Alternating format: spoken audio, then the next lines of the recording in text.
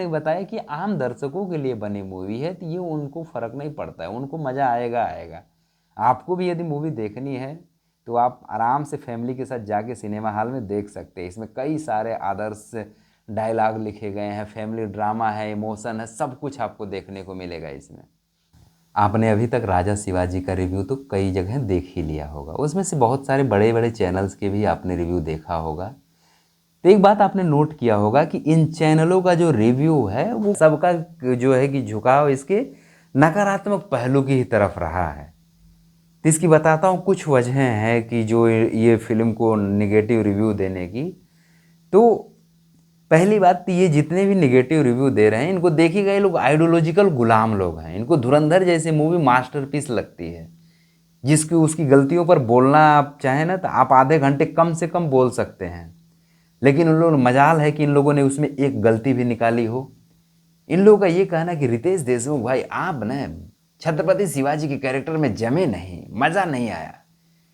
बचपन में मुझे ये सिखाया गया था, मेरे बाप ने मुझे ये सिखाया, मेरी दीदी को ये बताया गया, मेरी बहन ने मुझे ये बताया, मेरे जीजा ने मुझे ये बताया। आपका कैरेक्टर भाई साहब उसके जैसा, शरद केलकर जैसा नहीं लगा। शरद केलकर ने जिस कन्विक्शन के साथ निभाया था वो आप में नहीं देखने को मिला। क्या देखना चाहते थे या क्या सुन लिए हो तुम? फिल्म की स्टोरी देखी तुमने कि वो क्या कहना चाह रही है? फिल्म की स्टोरी ये है कि बचपन से लेकर के अभी नए नए जवानी के शुरुआती दौर तक की कहानी है। क्या चाहते हो, कैसा दिखना चाहिए? अधेड़ उम्र का दिखना चाहिए तो खुश रहोगे जैसे शरद केलकर दिखते हैं। नया लड़का है, नया लड़का ऐसे ही दिखेगा जैसे रितेश देशमुख दिखते हैं।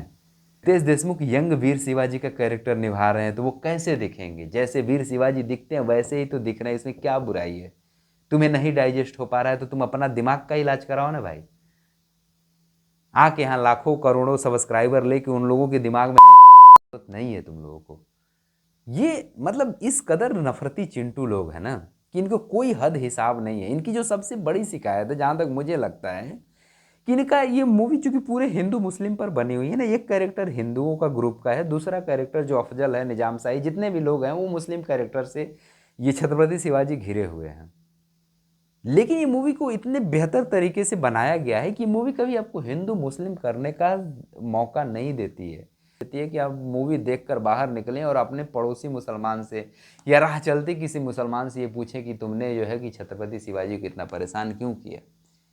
ये नहीं मौका देती है। तो ये इन लोगों की सबसे बड़ी शिकायत है कि इसमें वो मज़ा नहीं आया, वो रक्तपात नहीं देखने को मिला, वो खून खराबा देखने को नहीं मिला। क्या बात है भाई? इनको वो चाहिए, खून इनके मुंह को लग चुका है, जब तक इनको जो है कि पूर्ति नहीं होगी तब तक इनको मज़ा नहीं आएगा। इन लोगों की शिकायत को आपको ज़्यादा ध्यान देने की ज़रूरत नहीं है। ये लोग सभी पॉलिटिकली मोटिवेटेड लोग हैं जिनका एक ही काम है, जो मूवी इनके आर्क में फिट बैठे वो मास्टरपीस है, जो आर्क में फिट न बैठे वो दुनिया की सबसे घटिया मूवी में से एक है। वहाँ जहाँ आलोचना नहीं करना चाहिए ये लोग वहाँ भी करते हैं।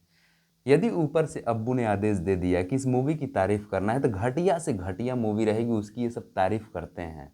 यदि ऊपर से अब्बू ने बोल दिया है कि इस मूवी की बुराई करना है तो चाहे कई सौ भी मूवी बना दीजिए, सब बुराई करके ही रहते हैं। यदि मान लीजिए इनको आलोचना करनी ही है तो यदि कोई पैरेलल सिनेमा रहती है ना तो उसको ये लोग मसाला मूवी की तरह जज करते हैं कि यार इसमें तो मज़ा नहीं आया, एकदम सीधा सीधा बना दिया है, उसको तो कुत्ता भी नहीं देखेगा, बिल्ली भी नहीं देखेगी, कोई चील भी नहीं देखेगी। लेकिन यदि वही कोई मसाला मूवी बना दीजिए, फुल एंटरटेनमेंट वाली मूवी बना दीजिए तो उसको ये लोग इस तरीके से जज करते हैं कि यार इसमें साइंस गायब है। इनको देखने वाले दिमाग अपने घर पर रख करके देखें, ऐसा कहाँ होता है? तुमने देखा है क्या? तुमने देखा है क्या? तुमने देखा? हम लोगों ने तो नहीं देखा। ऐसा कहाँ होता है? ये सलमान खान ही जाने या ये फलाना बाबू ही जाने या ये डेमाका है हीरो ही जाने कि क्यों ऐसा बनाया है। भाई हमसे तो नहीं बर्दाश्त हो रहा। इनको मैंने देखा है, कई रिव्यू देखा है, दिखा सकता हूँ आपको। बस इन लोगों से एक ही बात कहना चाहूंगा कि अबे गड़ुआ हो बेकारे तो ने सारे कुमार रहने दे, सिनेमा पर इतनी डीप एनालिसिस मत कर। तुम सिर्फ अपने सब्सक्राइबरों को हुतिया ही काट सकते हो और कुछ नहीं तुम कर सकते हो। ये देखते हैं कि अब ये मूवी मेरे नज़रिए से क्या है, जो एक्चुअल में मूवी का नज़रिया वही नज़रिया मेरा भी रहेगा।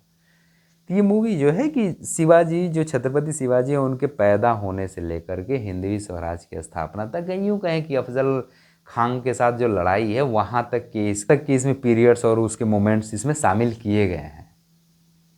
और ये मूवी 8 चैप्टर में बनी हुई है।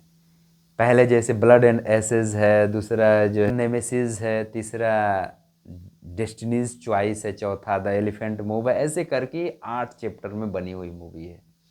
मूवी का जो कोर पर्पस है वो दो एक्चुअल में कोर पर्पस है। पहला ये है कि 25-30% आपको ऐतिहासिक जानकारी प्रोवाइड करना है कि कौन सी घटना कब हुई है, कैसे हुई है, ताकि आपको पता चले कि हम क्या बताना चाहते हैं वो इसका।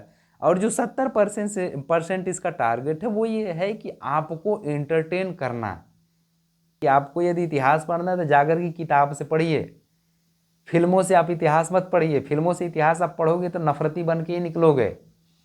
तो इसीलिए मूवी जो है ज़्यादा नैतिक जटिलताओं को अंदर तक नहीं जाती है, ये ऊपर ऊपर से बनी है। ज़्यादा दिमाग आपको लगाने, ज़्यादा इन बिटवीन द लाइन जो कहते हैं ना कि इन बिटवीन द लाइन हमने पढ़ लिया, तो ये वहाँ तक नहीं जाती है। ये बस प्योर आम दर्शक के लिए बनाई हुई मूवी है। इससे आप ज़्यादा इतिहास भूगोल वगैरह समझने का प्रयास न करें। इसके डायरेक्शन की बात करते हैं तो जो इसके लीड कैरेक्टर है रितेश देशमुख, वही इसके डायरेक्टर भी हैं। कोशिश तो बहुत बढ़िया किए हैं, लेकिन अधिकांश जगह ऐसा लगता है कि ये मूवी को उतने उस ढंग से डायरेक्ट नहीं कर पाए जिस हिसाब से करना चाहिए था। हल्का सा फील होता है, सीन्स वो हल्के हैं।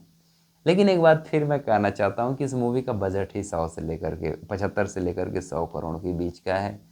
तो इसीलिए आप लोग उतना इसे, आप ये ना रहे कि हम मार्वल सीरीज से तुलना कर दें या धुरंधर से तुलना कर दें या अवतार सीरीज की किसी मूवी से तुलना कर दें। तो ऐसा यदि आप कर रहे हो तो सिवाय बेईमानी के आप कुछ नहीं कर रहे हो।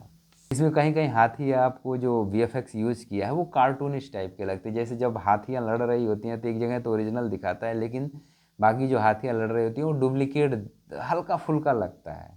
तो जैसे कि मैंने बताया कि आम दर्शकों के लिए बनी मूवी है, तो ये उनको फ़र्क नहीं पड़ता है, उनको मज़ा आएगा आएगा।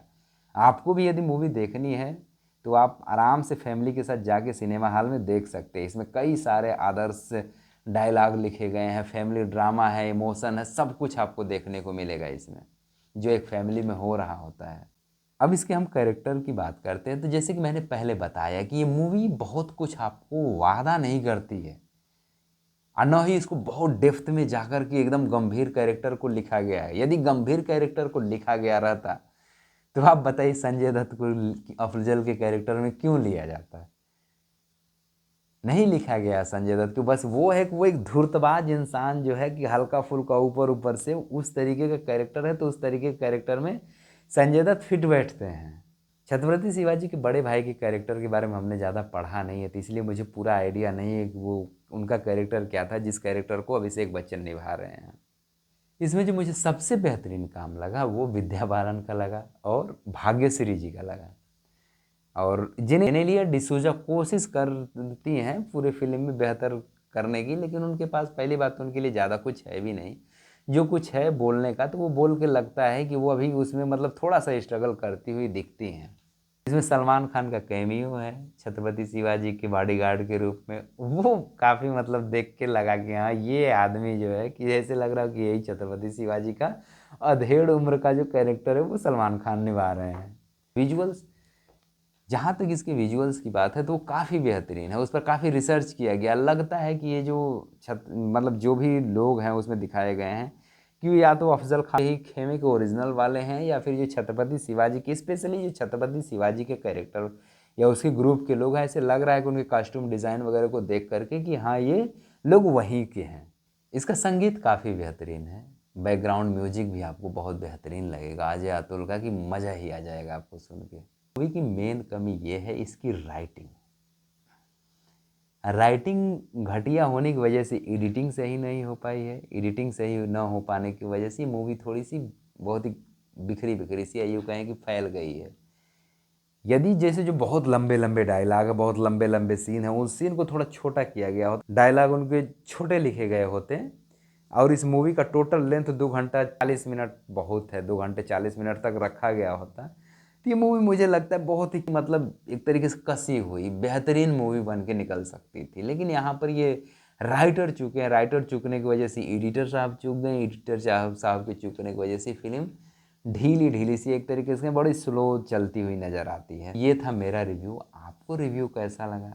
यदि अच्छा लगा तो वीडियो लाइक कीजिए, मेरे चैनल को सब्सक्राइब कीजिए, और नहीं अच्छा लगा तो आप कमेंट बॉक्स में बताइए कि क्या अच्छा नहीं लगा। बाकी मिलते हैं आपसे अगली वीडियो में, तब तक के लिए बहुत बहुत धन्यवाद।